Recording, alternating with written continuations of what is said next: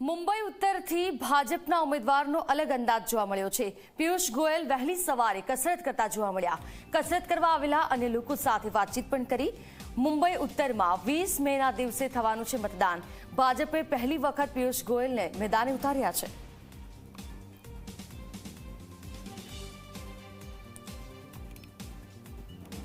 તો કસરત કરતા પિયુષ ગોયલ જોવા મળ્યા છે। એક અલગ અંદાજ જોવા મળ્યો છે।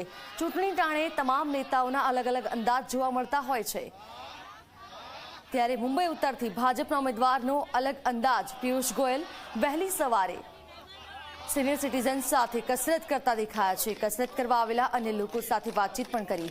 મુંબઈ ઉત્તરમાં 20 મેના દિવસે મતદાન થવાનું છે, ત્યારે ભાજપના ઉમેદવાર પિયુષ ગોયલ વહેલી સવારે કસરત કરતા દેખાયા।